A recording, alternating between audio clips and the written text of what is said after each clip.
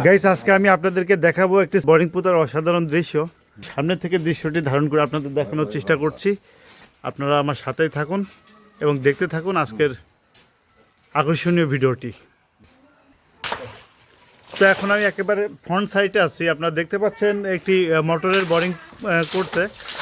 আসলে অসাধারণ একটি দৃশ্য গ্রাম বাংলাতেই দেখা যায়, কারণ ঢাকা শহর বা কোনো বড় বড় শহরে এই ধরনের বোরিং করা চোখে পড়ে না। আপনাদেরকে আমি দেখাচ্ছি মোটরের বোরিং করার অসাধারণ একটি দৃশ্য।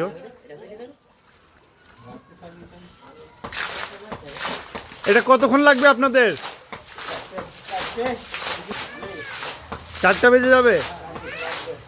ওটা আসলে এখন বাজে আছে প্রায় 2টার কাছাকাছি। এই বোরিংটা সম্পূর্ণ করতে বলছে 4টা বাজবে। বড়, এটা অনেক বড় বোরিং বলছে। কয়টা পাইপ যাবে? ও মাই গড, 110টা পাইপ যাবে বলে এই বোরিংয়ে।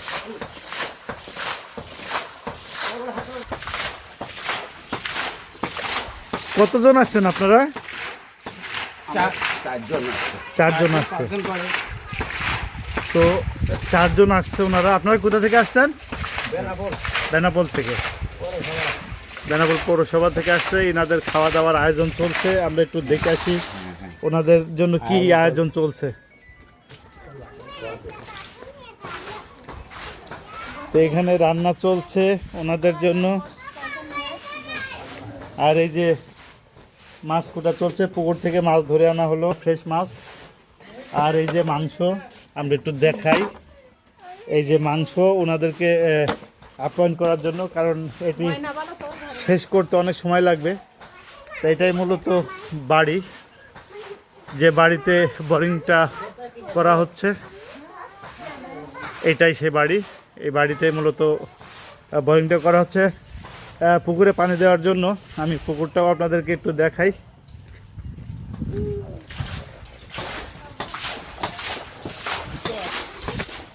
এটাই মূলত পুকুর।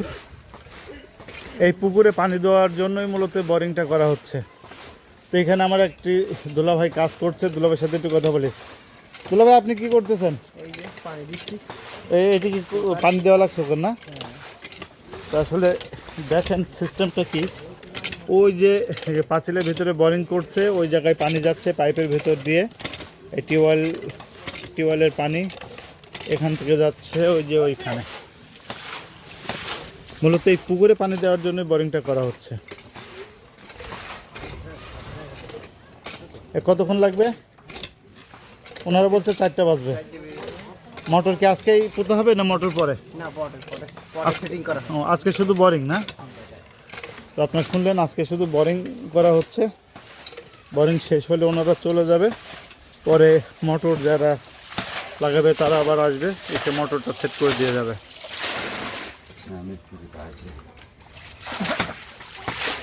আর একটু কাছ থেকে আপনাদেরকে দেখাই। যে ভাই দেখেন কাজ করছে কোনো।